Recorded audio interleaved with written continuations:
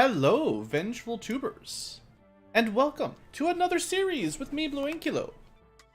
If you've been paying attention lately to the channel, I've been playing through quite a lot of Wing Commander, and we're going to continue today with Wing Commander 2, Vengeance of the Kilrathi.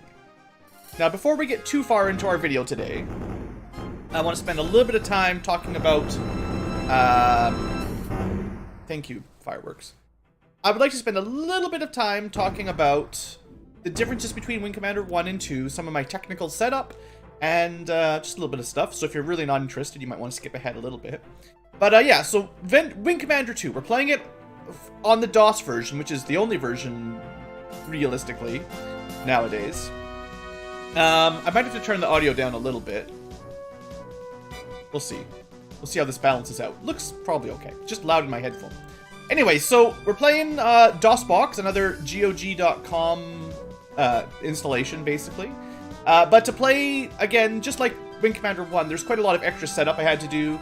I got my... in case you didn't watch them, I have the Munt MT32 sound synthesizer, MIDI synthesizer, using the Roland sound card settings, basically. So I think it sounds a little better than default installation. I'm going to be playing with a controller again, because I tried to play with a mouse, but the mouse actually added more bugs. Like, when I click once, it shoots like 20 times and wastes all your blaster energy, so there's a lot of little weird glitches. To be honest, I've had more trouble getting Wing Commander 2 to play properly than Wing Commander 1. I've had a couple crashes to desktop, I've had some weird stuff happen.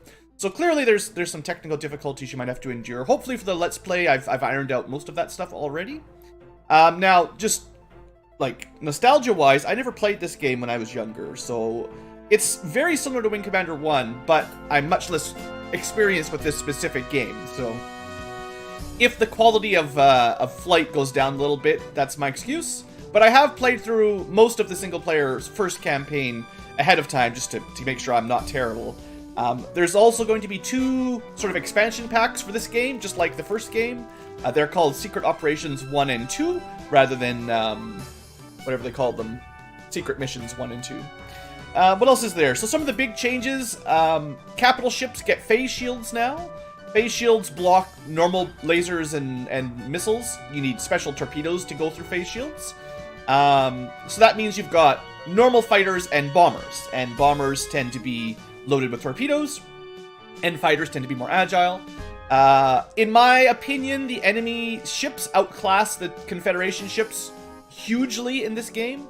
The Kilrathi have way better overall armor and shields than you do, as far as I'm concerned anyway. And I found this game to be harder than Wing Commander 1, although it may just be lack of experience, but I definitely felt like you were outclassed far more often in this game than in the original. So that's that. There's lots of new technology, so you're still going to see, you know, mass drivers and neutron guns, but there's some new weapons, new stuff. Pretty much every ship class is new, and I did spend a fair bit of time on the sidebar adding some extra information from the various manuals. So I should have a weapon loadout for all the new weapons and old weapons, the ship designs for new ships, both Kilrathi and Confederation, and a short little bit about the main characters, the main cast of the game. Now, the game, in a minute here, once I start, will explain the introductory plot a little bit. Suffice to say, the game takes place 10 years after Wing Commander 1, and our main character, although I just want to mention this briefly, there's some confusion as to the name of your main character for Wing Commander 1 and 2. In Wing Commander 3, it's clearly meant to be Christopher Blair, known as Maverick or Pilgrim, who is eventually played by Mark Hamill, Skywalker, of course. Now, you don't play him as Wing Commander 3, but he's part of the cast. Anyway, that's who I always assume Wing Commander 1 and 2 were meant to be, but the way I understand it is, when these games were made, they hadn't really decided on the name of the character that you supply the name for. And in the manuals, they tend to refer to the story as being written by I think it's Carl Lafong, who's writing it as a memoirs, like, years later, as if this was all his exploits. So then, unfortunately, due to this has a lot of extended universe with novels and cartoons and movies and stuff. Apparently now Carl Lafong and Christopher Blair are both separate, distinct characters that both sort of did the same thing for Wing Commander 1 and 2. As far as you need to know, I'm just going to ignore Carl Lafong existing and refer to him as Christopher Blair, who was our main character for Wing Commander 1 and now 2. And that just keeps things simpler, although technically it's not exactly true. So that's, if you read the sidebar, that's always who I'm referring to. What else is there to say about Wing Commander 2? We talked about the new ships, weapons, it's in the future. We're going to talk a little bit about how to import data and some technical stuff once we get the game going.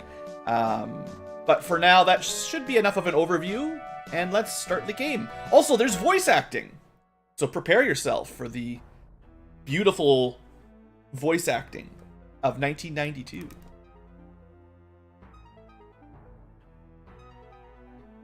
I wasn't a huge fan of the plot the first time I started this game up. I'll explain it as you see, but it's okay overall. It's definitely a different tone than Wing Commander 1. TCS Tiger's Claw, on attack, approaching Kitithrak Mang. Oh no! It got bombed! See, those are torpedoes. Nowadays, we have to worry about torpedoes. And that's Kitithrak Mang, by the way. Kilrathi Sector HQ. I will speak with Prince Thrakarth alone. Guards, you are dismissed. Arise, grandson. How goes the war against the humans? The Terran carrier Tiger's Claw tried to attack us here at Kitithrak Mang, but my stealth fight has destroyed it, and soon we will demolish the rest of their fleet. Speak of your plans, not of your toys. Tell me how you will defeat the Terrans. Yes, my Emperor. Without the Tiger's Claw to defend them, we can crush the rebellion on Gorakar. And then my armada will sweep through the Enigma sector to attack the defenseless colonies. And what of the human pilot who has caused us so much trouble? Those fools blame him for the loss of the Tiger's Claw. No! He will never fly a fighter again. Excellent. Without him, the Terrans really hate cannot us. stand against us. Soon, Earth itself will be in our grasp. Admiral Tolwyn's office. Earth. You might remember Tolwyn from Wing Commander 3. Without your flight recorder as evidence, the court couldn't convict you of anything but negligence. But I know the destruction of the Tiger's Claw was your fault, and I still believe that you're guilty of treason. Your ridiculous claims about a Kilrathi cloaking device. It's true, sir. The Kilrathi have invisible fighters. Enough! The court already demoted you to captain, and as far as I'm concerned, your career in the Navy is over. My secretary has already drawn up your resignation. I'm not guilty, sir. I won't sign it. Have it your way then, Captain. I have a request from In-System Security for a veteran pilot. I'm transferring you to the security forces. You'll spend the rest of your career on a space station, and you'll be the ISS's problem, not mine. Now get out of here, and I hope we never meet again, traitor. Terrible. Demoted and kicked out of the Navy. Khazra, what is happening on This guy has the Gorakar? best voice, by the way. The rebels have taken the planet, my lord. How can these scum I love against Khazra. their rightful lords? I cannot let them gain my stealth fighter technology. Launch a full spread of missiles directly into the Gorakar shipyards. My lord, we will lose years of progress, and your plans for conquering the Terrans. We'll have to wait. Launch the attack, Khazra. Then I will return to the palace and render an apology to the Emperor. So there's some really important plot we're going to talk about as soon as we get a break here, because it is very important for this game. Now, okay, so before we worry about importing anything, let's just stop and reflect on what just happened. Number one, the Tiger's Claw attacked Kitithrak Mang in the Enigma sector. You know, last couple games were in the Vega sector. Now we're in the Enigma sector, which is also an important place we'll learn more about. Tiger's Claw attack 10 years ago was destroyed by bombers. Mysterious bombers that apparently no one else saw except us. All hands lost on the Tiger's Claw, except for a few pilots. Colonel Halcyon, dead. Lots of our old friends, dead. Sucks. Us, Christopher Blair, or Blue, as we're going to call him, saw the attack. No one believed him. Flight recorder, we'll talk about later on, didn't record the ships that blew up the Tiger's Claw, so we had no proof. Colonel Talwyn didn't believe us. No one believed us. We have been disgraced, demoted, sent to a backwater planet to scrub toilets and fly around looking at dead rocks. That sucks. So that's Christopher Blair's. We've been reassigned to the Cair Narvin, I believe is the name of the ship. Well, I can't remember the exact. There's like 2 different big ships that starts with a C. I forget which one. But we've been assigned to this random ship in the middle of nowhere. Demoted to captain. You know, life sucks. We refused to resign because we've got, like, we know that we saw those stealth fighters. We're not going to give up. But that sucks.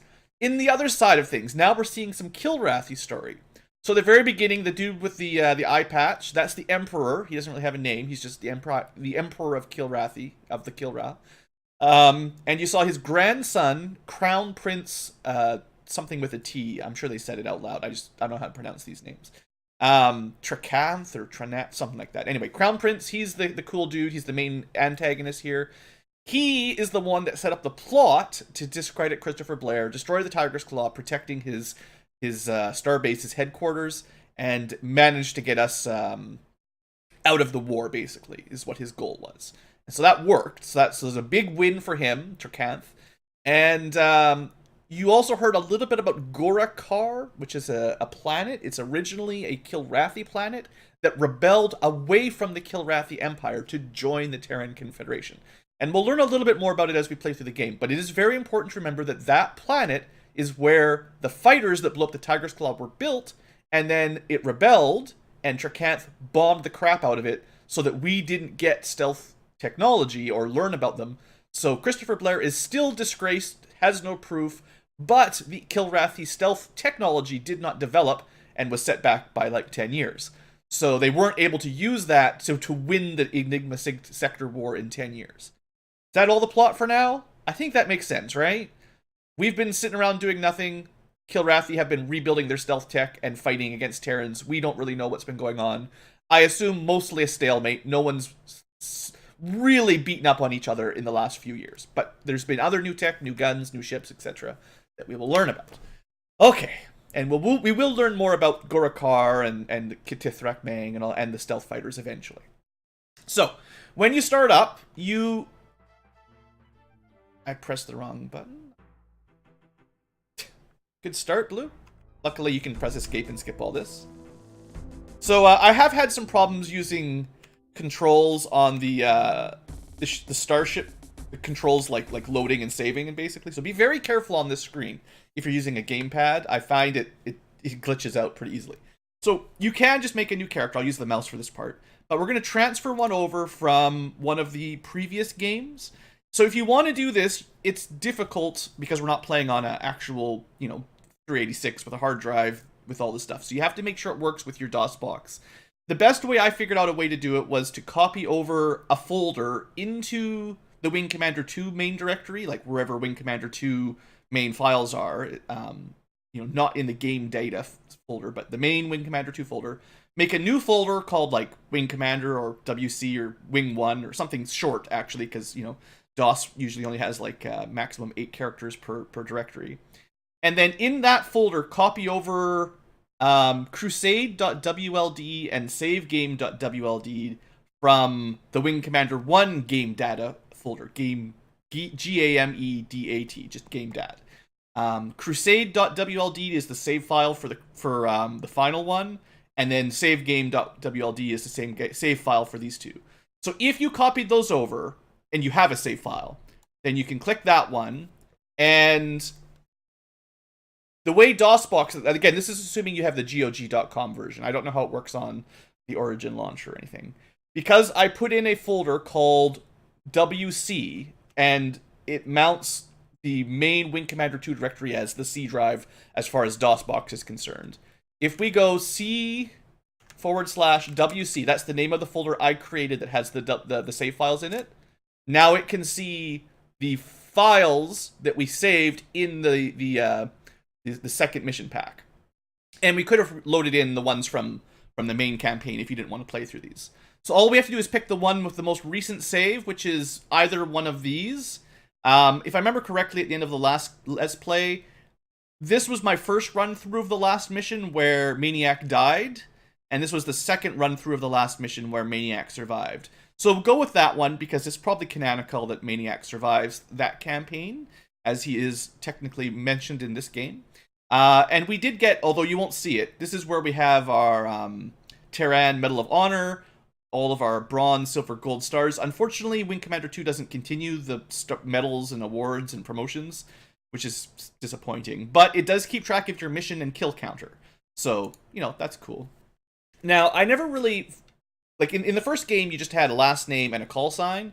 I don't really have a great first name for myself. You know, I'm BlueAnkylo, call sign Blue. So my first name for now is just going to be Blue, because, you know, BlueAnkylo, a.k.a. Blue. Like I said, originally, we're referring to this character as Christopher Blair, and his normal call sign is Maverick.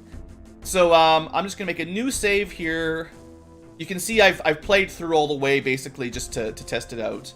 We'll make a new save right at the top, and you actually have to type in a comment now. You can't save it without putting a comment in, which is fine.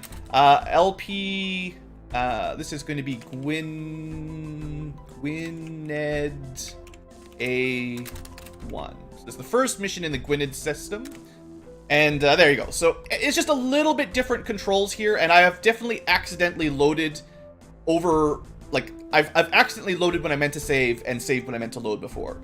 So be careful on this. I've definitely seen, like, when I click out on the, like, I press, like, back or whatever on the gamepad, like, click the switch off computer button, it'll, like, double click, and sometimes, like, just be slow. Make sure you read if it says select a game to load or save.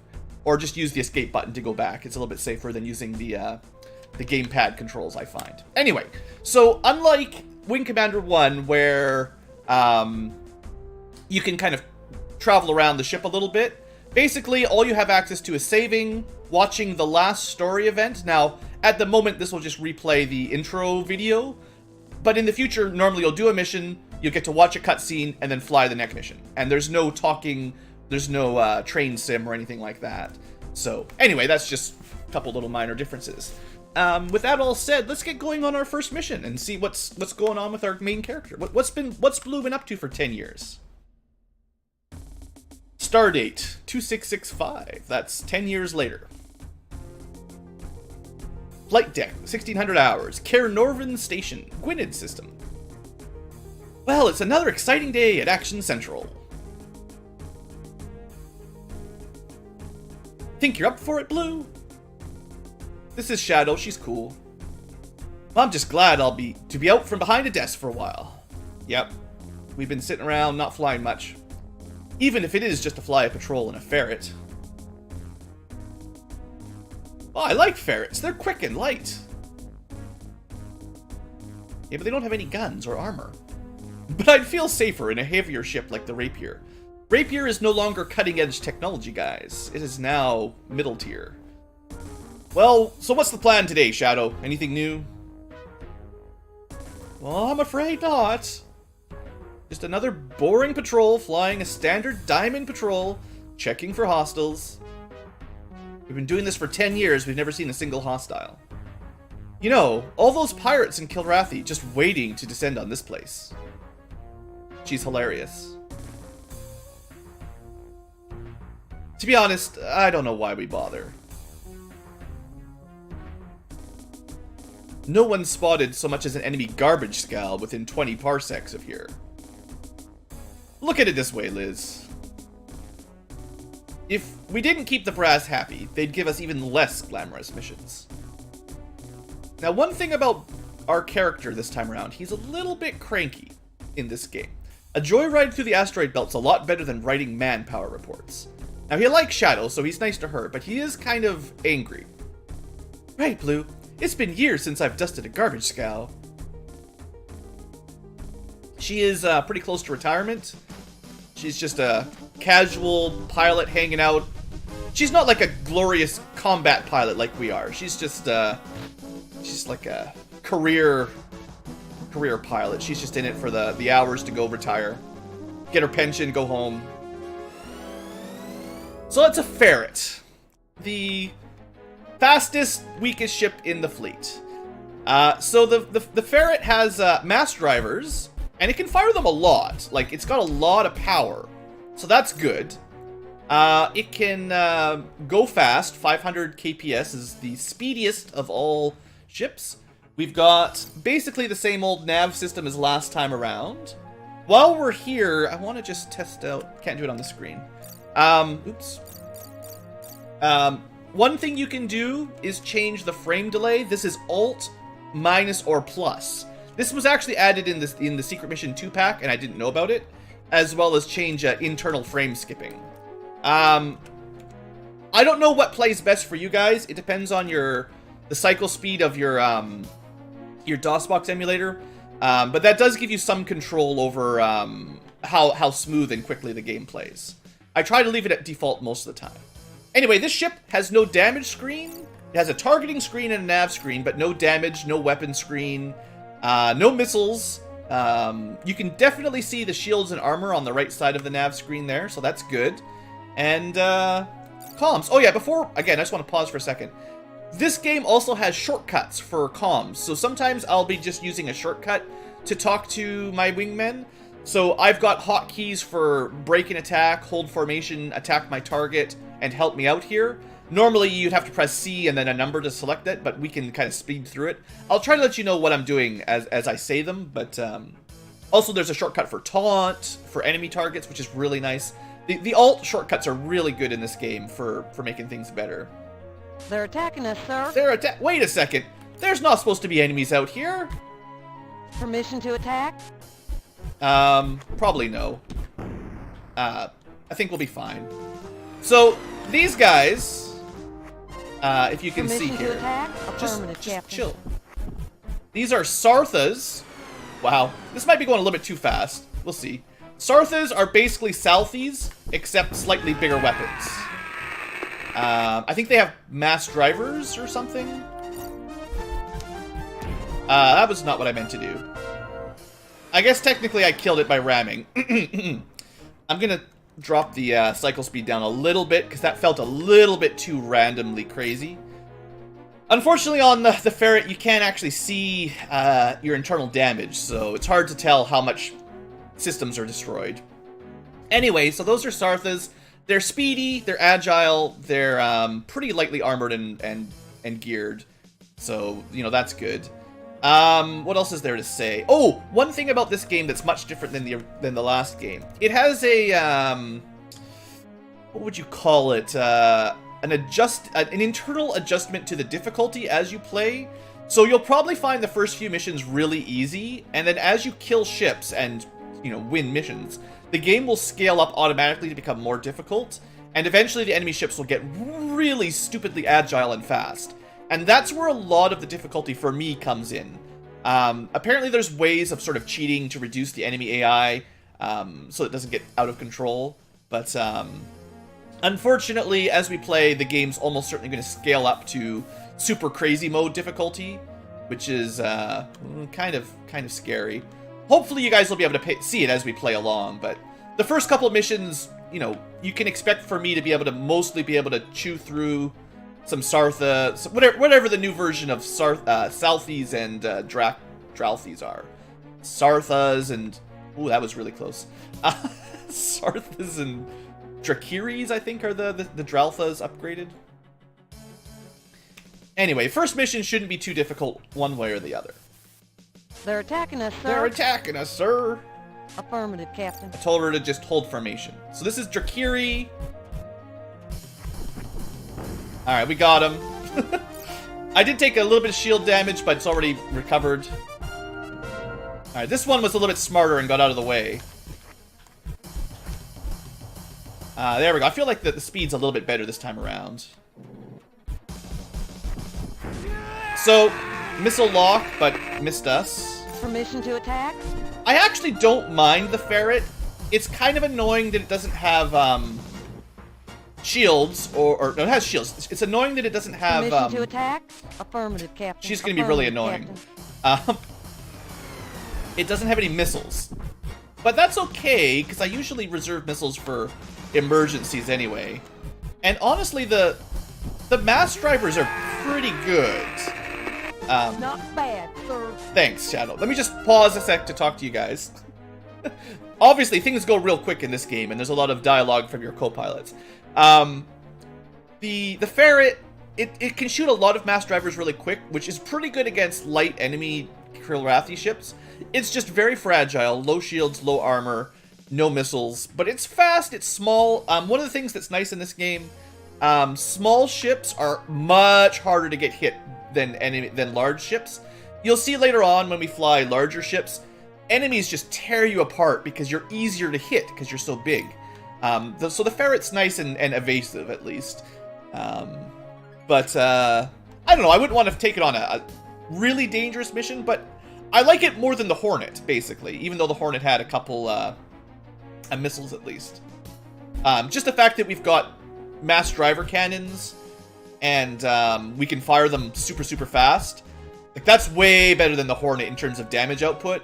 So this is fine. You know, this is a good little ship. I don't mind flying it. Let's go home. That's all we had to do. Kill some Sarthis and some Drakiris. No big deal. Say hello to Cairnovan.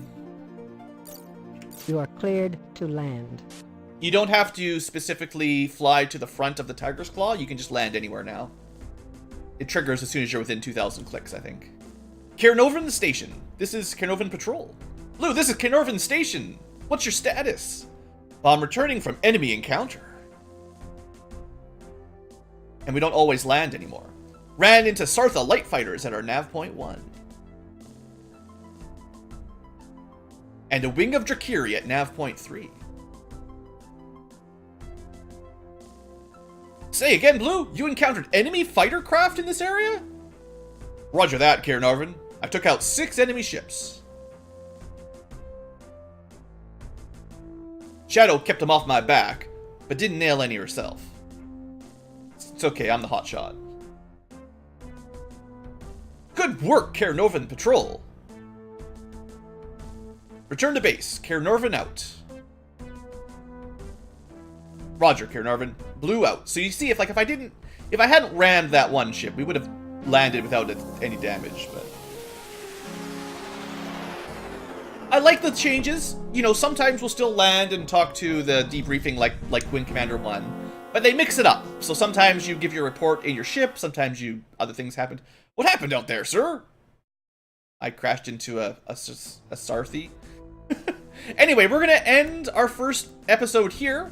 What we'll do is we'll end our episodes after we finish a mission, and then we'll begin episodes by viewing new storyline and then flying the next mission, just like Wing Commander 1.